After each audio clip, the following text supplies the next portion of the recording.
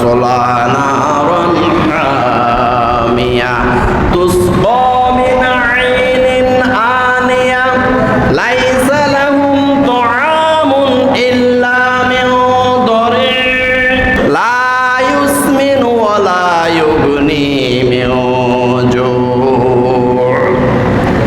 সূরা গাশিয়া আয়াত 2 থেকে 7। আল্লাহ রাব্বুল আলামিন বলেন যে ওয়াজুহু ইয়াওমাইযিন খাশিয়া, জাহান্নামীরা যখন হাসরের ময়দানে উপনীত হবে তখন তাদের চেহারাটা প্রকাশ্যে হয়ে যাবে।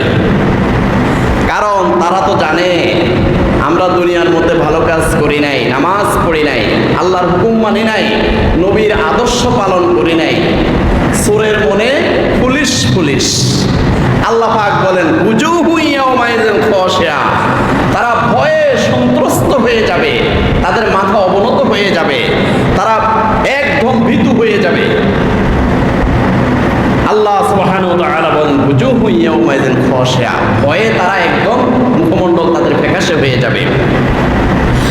আমিলাতুন নাসিবা, সারাদিন হাড় ভাঙা পরিশ্রম করার পরে একটা মানুষ যেরকম ক্লান্ত শ্রান্ত হয়ে যায়, একদম অবসন্ন হয়ে যায়, ক্লান্ত শ্রান্তের মতো তারা হয়ে যাবে। এক কথায় তারা ভয়ে সন্ত্রস্ত হয়ে কাবু হয়ে যাবে। কারণ তারা এতদিন বিশ্বাস করতো যে হাসরের ময়দান বলতে কিছুই নাই, পরকাল বলতে কিছুই নাই, দুনিয়াটা মস্ত বড়, খাও দাও ভর্তি করো, এই দুনিয়াটাই শেষ, এটা মনে করতো। কিন্তু যখন দেখছে যে হাসরের ময়দান সত্য, ওরে বাবারে হাসরের ময়দান তো সত্য, হাসরের ময়দান কায়েম হয়ে গেছে, তখন তাদের অবস্থাটা এরকম হয়ে যাবে।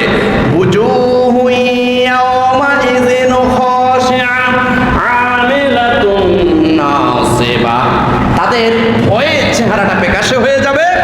আমিলাতুন নাসিবা, হাড় ভাঙা পরিশ্রম করার পরে মানুষ যেরকম অবসন্ন হয়ে যায়, এরকম তারা দুর্বল প্রকৃতির অবস্থা হয়ে যাবে। তাসলা নারান হামিয়া, আর এই জ্বলন্ত অগ্নিকুণ্ডলীর মধ্যে তারা প্রবেশ করবে। জাহান্নাম